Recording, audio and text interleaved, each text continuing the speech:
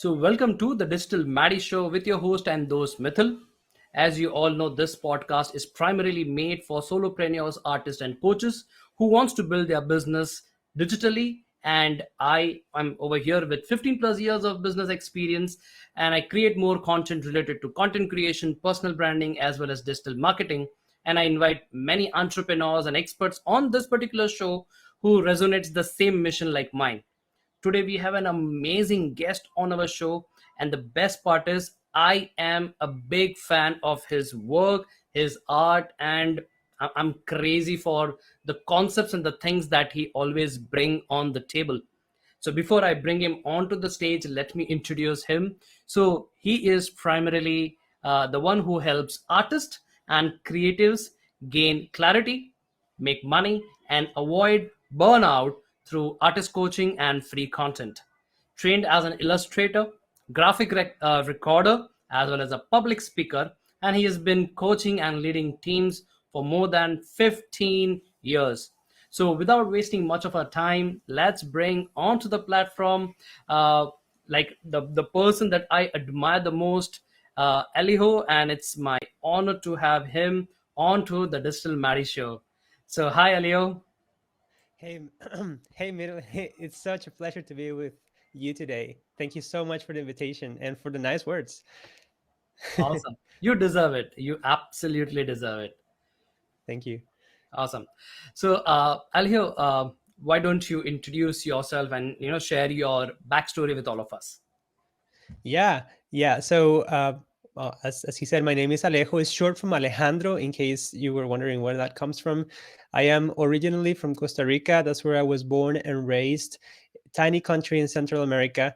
And I always wanted to draw. I was always drawing since I was a kid, and I guess that's is very resonates a lot with a lot of people. Kids love to draw. The difference is, at some point, I grew afraid of pursuing that as a career. Like, I was passionate about it, I liked it, but the market was so small in Costa Rica that I didn't want to become a starving artist. So I studied biology, completely different, because I'm a very curious person, and that caught my attention. And yeah, it took me a year to realize that was not the path for me. And I transitioned to graphic design, which was the closest thing that I could find to art in Costa Rica that was not art itself, because everybody needs a logo, right? And when I started graphic design, I worked as a graphic designer for a while, and I was always drawing and doing storyboards and stuff like that. And realized at some point, like, graphic design was not really my thing, and I didn't know what to do. I was like, maybe I should pursue a master's degree. Maybe I should change a career.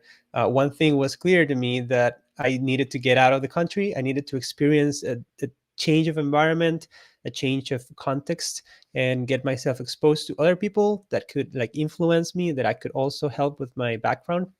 So at that point, I was researching what to do, and I stumbled by mere accident, not accident, but it was like a tangent thing. I was interviewing people that I knew to learn about money, because I had just recently got interested in knowing how to invest.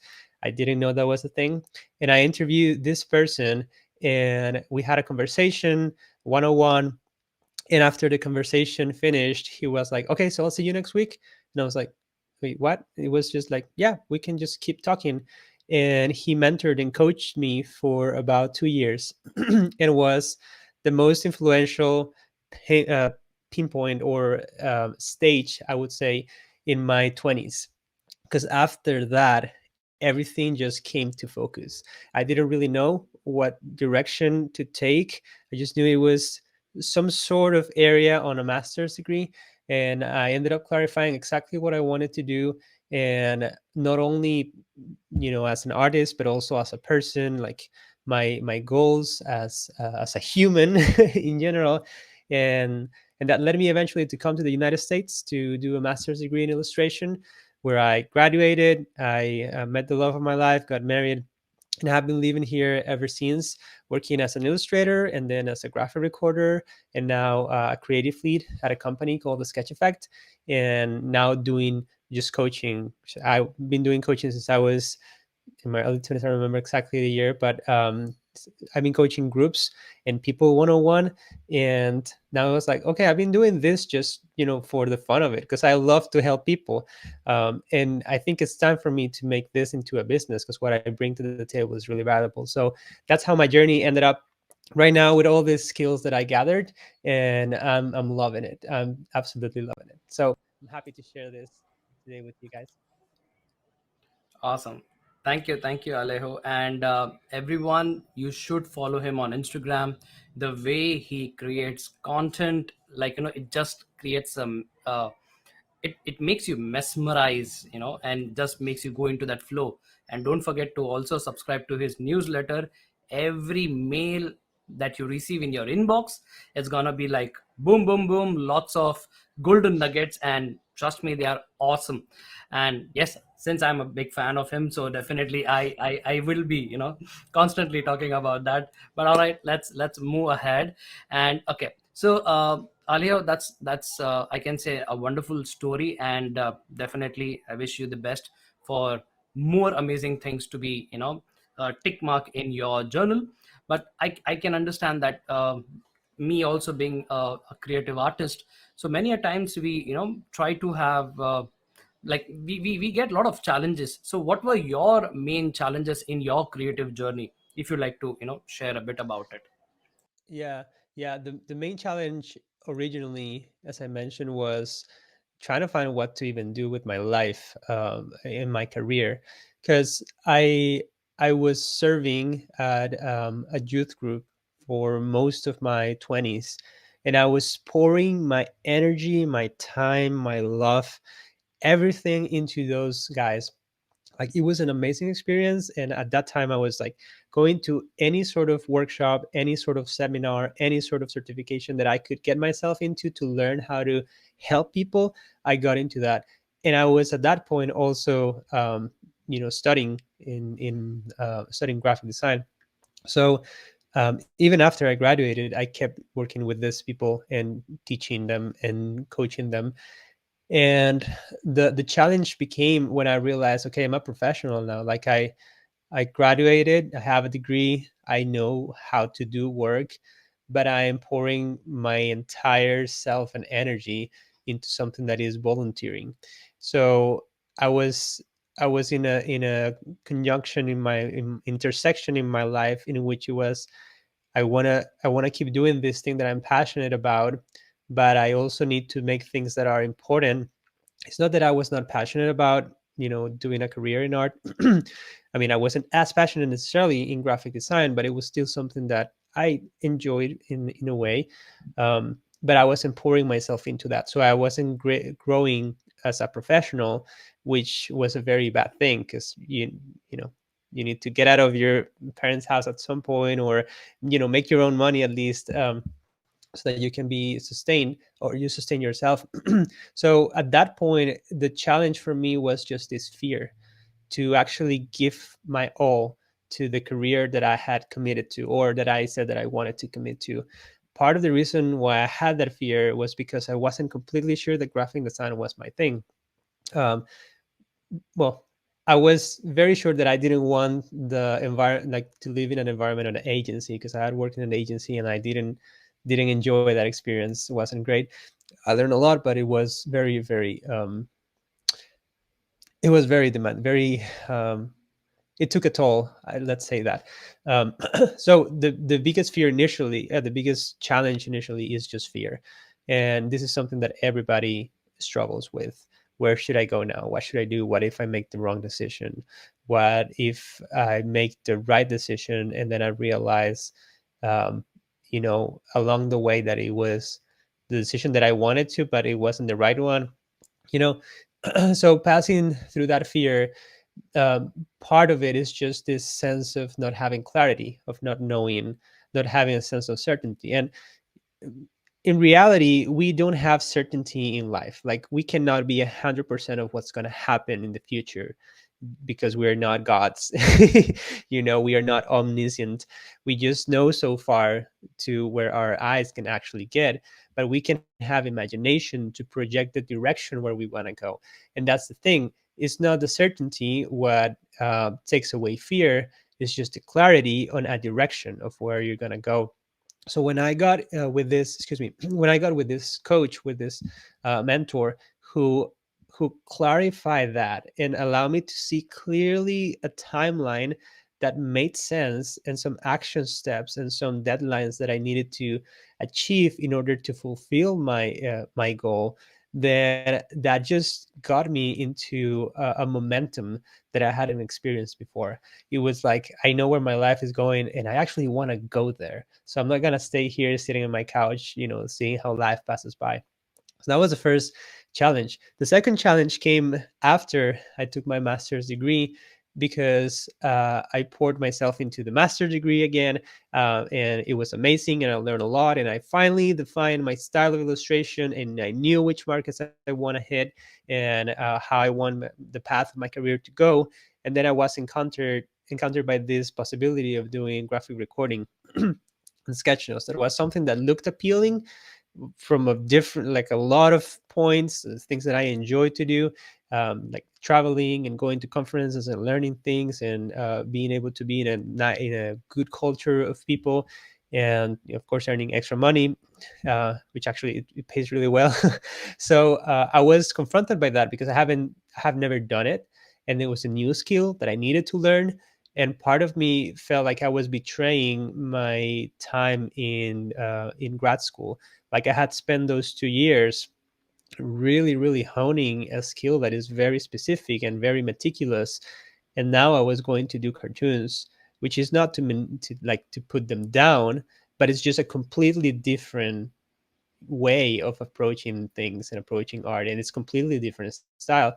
So I was a little bit, hesitant in the beginning. I was excited, but I was hesitant. What if I lose myself? What if suddenly, I don't know who I am? And I realized along the way that you can't be who you define who you want to be.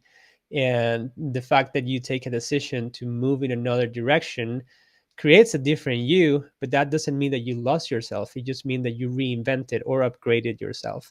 And that was a challenging part for me, just because mentally it was kind of draining, and I was enjoying this thing. And I don't know if it has ever happened to you that you go to a buffet, or like somebody gives you some food and you're not sure about it because it looks kind of weird, and then you try it and you liked it, but you feel bad because you like it, because you feel like you shouldn't. I don't know if that's ever happened or if it's a good example, but for me it was like that. It's like, I'm liking this, should I like it as much or even more than the thing that I was doing before? And the answer, for me at least, was it's okay. It's okay to just change your direction and to pour everything that you have learned so far, and know that it's not wasted. It is actually something that informed and made you better at this new thing.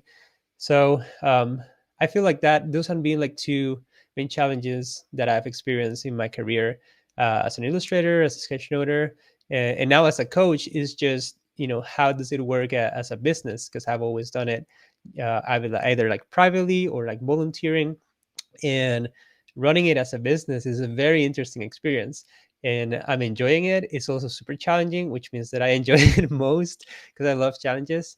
And I think that is the one that I'm right now, like how to scale and how to grow my coaching business in a way that is sustainable, and that I can help as many people as I can, with the capacity that I have right now, that I'm married and that I have a kid and that I have a full-time job. So that is always a good puzzle to constantly be working on reworking. Absolutely. That's really great. And like, and I'm sure, like, the challenges actually make us come more stronger, so that we can build more better, and no doubt about it. Hmm. So, Alejo, you also mentioned about a transformation that happened to you, based on the the coaching journey. There was a coach who mentored you, guided you. Hmm. So, according to you, what impact has coaching had in your life? Yeah, well, it has been. I go back to clarity, because that is the main thing. So, uh, you cannot experience joy in life if you don't have clarity, and this might be a hard pill to swallow, because people, at least here in the United States, it's like the pursuit of happiness, and people just want to be happy. But happiness is not the same thing as joy. And I found that I could be happy. I have experiences of happiness, like, oh, I see a dog or I see a kitten, it makes me happy for a second, and then I'm, continuing to something else because my life may be burdened by different things. But joy is a different thing. You might not experience that, static thing of like, oh, I'm happy, I'm laughing and all of that, but you find this sense of peace and this sense of meaningfulness, this sense of purpose, and that brings you joy. It's like a quiet smile inside yourself when you have clarity that what you're doing has a purpose, that is useful, that you're moving forward, and that you're growing. So the impact of coaching is basically untapping or uncovering that meaning, that purpose, finally realizing what you should do or what you want to do. So like you have a purpose in life. It's like you can have multiple purposes. You can have a purpose that is achieved next week and then you move to another one, but that sense of clarity gives you joy because you're moving forward in a story that is engaging to you. So when you know where you're going and you invite yourself into that story, you experience joy and traction because there's no time to waste, and you don't want to waste it. You just want to go for it. And I think that is the main benefit of just having a coach or having a mentor, that experiencing that sense of clarity that leads to traction, that leads to joy. Those are actually wise words. Like, they're very deep. Thank you, Alia, for that. Oh, thank you. The perks of recording, the podcast or even a video in nature is to also have nature in, like, being a part of the entire recording too. So you can, if you are listening to a few of the dogs barking behind, so yeah, so apologies for that, but then that's a part of it. That's part of it. Absolutely. So okay, let's move ahead, Alejo. So how do you, like, if I have to ask you, like, because now even you are into the coaching journey, so how can people get to know if coaching is actually for them? Like, what exactly should they look for? Yeah. Yeah, that is a great question, honestly, because some people misinterpret coaching as teaching, and those are two completely different things. They both have an element of the other one. Like a teacher could be a coach, and a coach could be a teacher. But for the most part, a teacher imparts knowledge, so has a class or has a sort of um, like yeah, just like a class or a curriculum that is just telling people and passing the information. So teachers usually just pass information. Coaches are more like they help you figure things out for yourself. So they're it's coaches ask more questions and then give action steps for you to apply the things that you learn and discover about yourself. So it's not therapy because it's not like you go and just vent about yourself, but it is like very, very, very practical.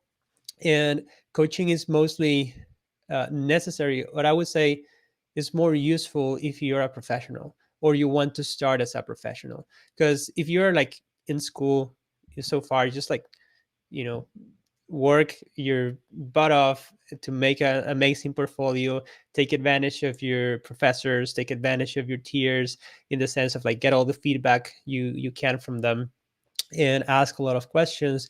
And then when you're actually working as a solopreneur, or if you decide to work in an agency or in a studio, then at that point, when you try to figure out how to be a better professional and you want to hone your skills, to polish things up, and to be more efficient with your time, then that's the time that coaching is very beneficial.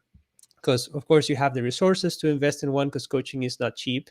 You get a lot of good advice and good insight, but the thing that you need to make sure in advance is that doing your research, basically. Because coaching, you're not with a robot, you're with another person, so it's a relationship. You want to make sure that you respect that person. You want to make sure that you click with the worldview of this person, that you feel challenged by this person, that you have seen the content, or yeah, either on blogs or social media or their website or YouTube, things that they are putting out there that may give you a hint of how they are and how good they are in their skill, in their craft of uh, well, not craft, but their skill of coaching other people. The main thing that a coach should have is the ability, and I don't like to say talent necessarily, but I would say they could develop the talent, if that's accurate, of seeing patterns.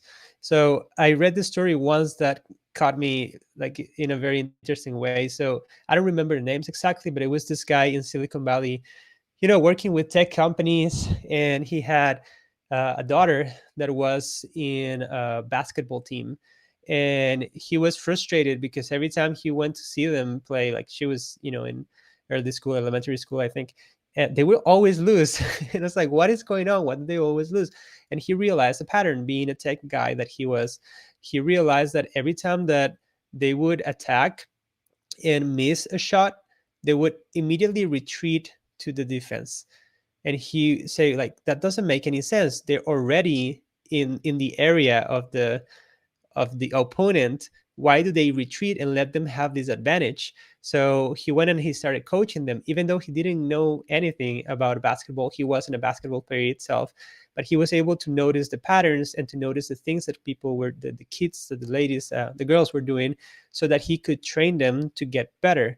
And that's the key, or the importance, or the moral of that story basically is that a coach needs to be able to recognize the patterns. So, for example, I'm an illustrator, but I can help animators, I can help graphic designers, I can help people who are in different creative fields, because I am able to see patterns in their behaviors. I can see patterns in their habits. I can see patterns in the way that they conduct themselves. And that allows me to help them, even if I'm not entirely, permeated by their own, their specific field. I can still sense and point out action steps that they can take. So that is an advantage, and that is something that you want to look for in a coach, the ability to see patterns. And the last thing that you should check to see if coaching is for you is if you feel ready to invest in yourself. So I don't know how it is in India or in other parts of the world, but there's a misconception sometimes that we grow here in the Western side of, well, like in the American continent, about um, there's a lot of like purchasing things, like people just like to buy stuff, but they don't have a concept of investing. A lot of people just spend money. They just know earn money, save money, and spend money. And they don't understand the fact of investing, how the money that you give can multiply in different ways. So investing is not only for money, actually, it's also for time. But coaching is an investment, it's not a spend. So when I say that it's not cheap, it's not, it is not cheap. I'm not saying like, oh, it's gonna be something that costs me things. It's actually something that is going to make me things, that is going to give me so much more that I could give if I were just trying to do it myself. So if you feel ready to invest in yourself, if you feel ready to get your career to the next level, to just boost those sales, or like boost your social media game, or just boost your portfolio and reach out to more clients, or just boost even your creative habits, so that you can be just more creative, have better ideas, and feel more refreshed. Those are the sort of things that money could buy you that are an investment of your time and your money. So if you feel ready to do that, then you know that coaching is for you. If you don't, then just keep consuming free content on that route. That is totally fine. Do it when you feel ready to invest, because that will be the time when you're actually gonna pour yourself into it and get the best results. Yeah. That's awesome. That's really, really, really awesome.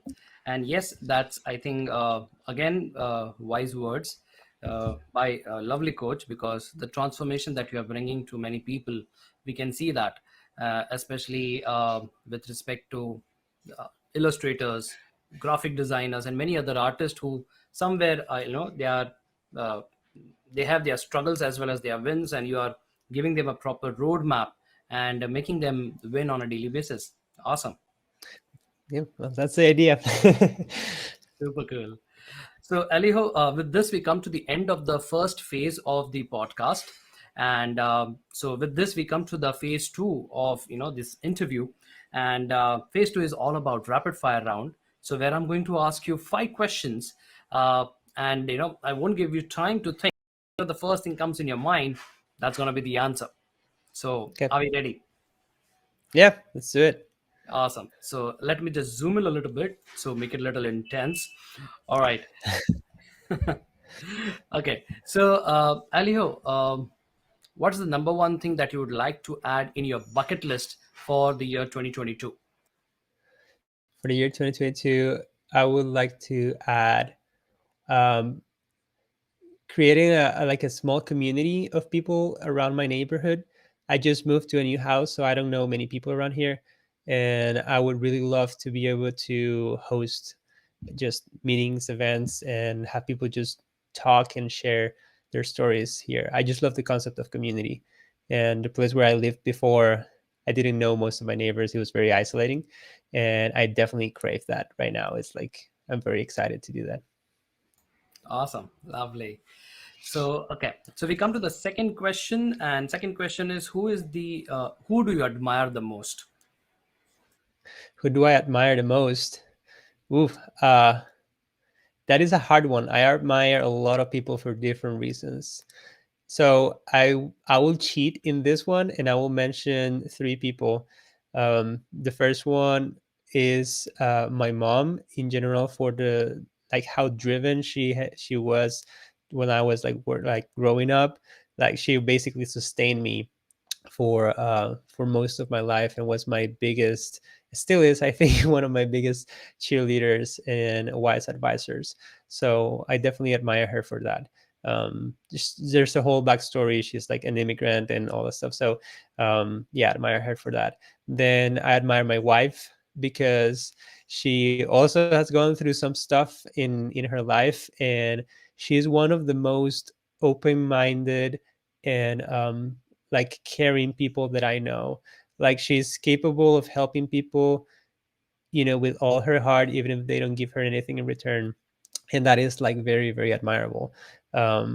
She's just very generous, and she has an amazing sense of humor. So I admire her for doing like being all those things, and also for giving birth to a kid. Dang, like that is like that is just whew, um yeah, she's the best. And then the third person that I admire the most, and that goes to like a business kind of thing, is Donald Miller. He has this company called Business Made Simple, and I actually went to a talk that he did when I was like 15 or 16 years old. It was in Illinois. He was just an memoir author at that point, but the talk blew me away. It was amazing. He made a comparison between Romeo and Juliet and the states of people and the spirituality. It was like wow. And when I came to the US, I was living with a friend, and I saw his book on the bookshelf. I was like, oh my gosh, this guy, I wonder what he's been into. I read the book, and then I looked him online and realized he had just started this company, and I got hooked because he's just very kind person, very smart, great tips, and I hope he ends up president of the United States at some point because I will definitely give him my vote. Like he's doing amazing stuff, and I admire him for that. Awesome. Yeah. Awesome. Okay. So we come to the third question, and since you also have a background as an illustrator, so what's your favorite cartoon character? Cartoon character. Hmm. Cartoon character. But I haven't watched cartoons in a while. But I'm gonna say one that I developed this year, maybe, and it's Bluey. Bluey. It's an Australian show, and is it's just so well written and so well animated. It's about a family of dogs, and it's like a couple of dogs. They have two daughter dogs, two, yeah, two kid dogs, and the family dynamics like just melt your heart. They're so real and they're so sweet, and I feel like the dad is just now a reference of how to be a good dad in general. So it, yeah, it's like a fantastic show. If you're able to see it, it's on Disney Plus. Not Definitely. sponsored, but Lovely. I'm definitely gonna check that out. yeah. All right. So we come to the fourth question, and fourth question will be okay. Let me take you to LA. So, if a movie was supposed to be made on you, what would be the genre of the movie, and who would play your role? What would be the journey? Um, that's a hard question. I don't know who would play my role because I don't know the names of actors. Um, so I'm just gonna say the first thing that comes to mind. That's probably not very accurate, but it would be Tom Holland, just because I like Spider Man, and I feel like he also has a kind of quirky, yeah, a quirky sense of humor. I don't know if quirky is a word, but like a whimsical sense of humor. The journey. Um, So I'm also a musician, and when I was in Costa Rica, I made this song that was called "Ligero Equipaje," which means lightweight luggage or something like that, which basically was the idea of embarking in a journey to go and find that everywhere that you went to brought you back to your roots. And I feel like that would be a theme that would be interesting to explore, like finding yourself and finding who your family and where your home is. And yeah, so I feel like that would be kind of a theme. And that could be, I don't know if it would be um, like interesting enough as a title, but I'm open to suggestions for any investors who want to produce my movie. Lovely. So, if anyone interested, like drop down in the comment, and we'll get back to you. Awesome. So, with this, we come to the last question of the rapid fire round. So, Aliho, who's your favorite superhero? Spider-Man. That was Lovely. easy. Yep, Spider-Man's my favorite superhero. It has Awesome. always been. Well, when I was a little kid, like 7 years old, my favorite superheroes were the Ninja Turtles, and specifically Michelangelo, the orange one. I just love that. So it was that, and then it was Batman, and then it was Spider-Man, and Spider-Man has taken the first place forever. So Awesome. Awesome. yeah, The kid from the neighborhood. yep, yep. Awesome. Yeah, Awesome. I actually did had a art history class in college in my master's degree, and I made a paper on Stanley and the importance of or why it was so mind blowing when he introduced the Fantastic Four and mostly Spider-Man. And it was because at that point all the superheroes were from other dimensions. It was fantasy, and he made it that anybody could be a hero, which was like so uplifting. Like it could be the guy next door, literally. So I love that closeness of feeling like, yeah, this could really be you, this could really be me. I could be a hero even if I don't have superpowers. So yeah, Absolutely. much It's respect. like Gusto who says anyone can cook from the Yeah. movie Ratatouille.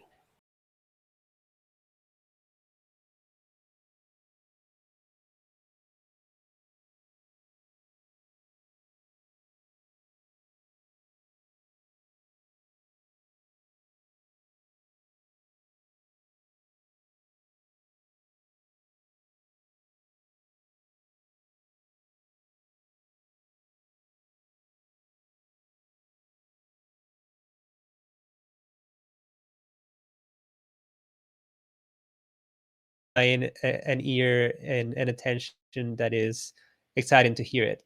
So I'm always open to share these stories with people who are willing to hear and are willing to be touched and to be challenged even for the things that I share. So I don't refrain of telling my story, but I especially love it when there's people who are interested in And I'm a great listener.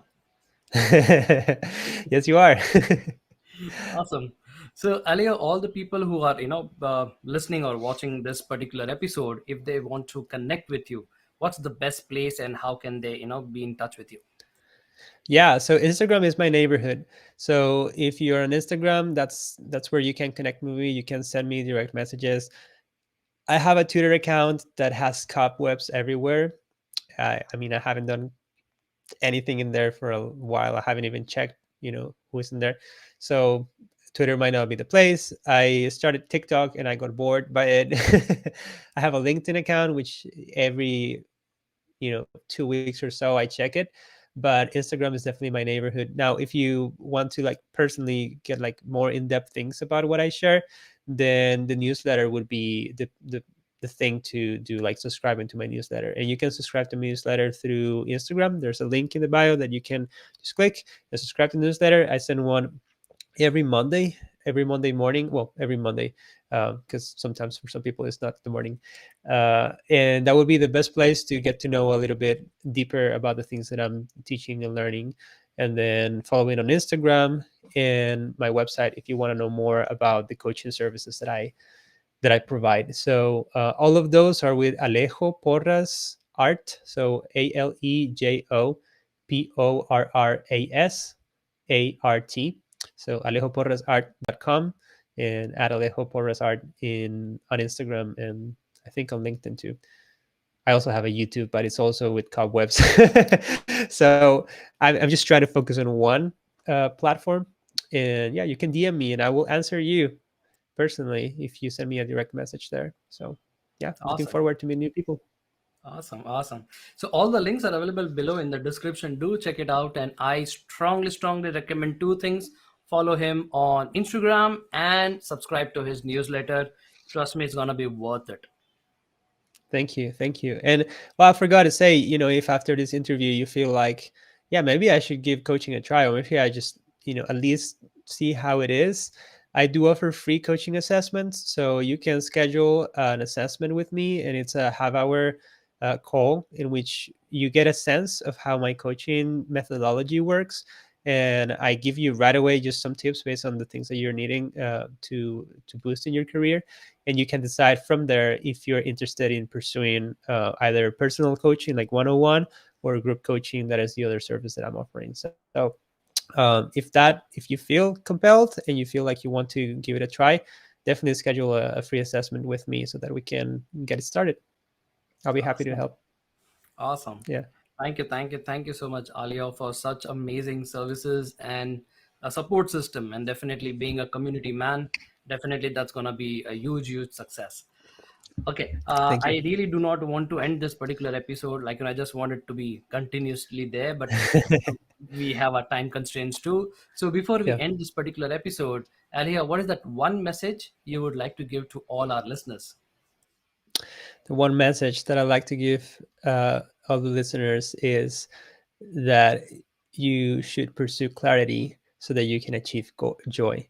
That is the main thing. So if you are feeling stressed out, burnout, if you're feeling like you're running in circles and uninspired and all those things, the solution to that is clarity. So the first step is to define where you want to go and what do you want to do and who do you want to become. So I would say, before any of that, before distractions, before getting overly engaged or just procrastinating, just make it a thing to really find clarity in your life. And if coaching is not for you, just find good people around you, like good friends or people who you see that they're a little bit not ahead, but like have a little bit more clarity in what they're doing, and search for advice. Because there's not like yeah, talent exists, but the people who actually achieve joy and achieve success in their life is not necessarily because they're talented, it's just because they want to keep learning. So there's an opportunity for you to learn. There's a lot of resources for you to learn. It's up to you to decide if you want to grow and learn, and I strongly suggest that you do it, because you will find that your life is so much more interesting and engaging to live when you have those things, and you can achieve it. So I'm rooting for you, and if you want to talk, I'm here. So let me know, and I'll help you with that. Awesome. So thank you so much. Thank you so much, Yeah. Aliho, for taking your lovely time and sharing so much value. And today I'm so happy, and I'm really grateful that one of my role model, I was able to interview him, and that goes as a check in my bucket list, and I'm super excited for that. Well, thank you so much for the invitation, Miithyl. It was a pleasure being here with you. Awesome. So thank you so much for listening to our show. This is Miithyl signing off at the moment. Until next time with Alejo. So don't forget to hit the subscribe button if you're watching this on YouTube. And if you're listening to any of the podcast platforms, don't forget to hit the follow and share more love. But before I end this, there's one message that I would like to share, that keep creating content. Ciao. See ya. See ya.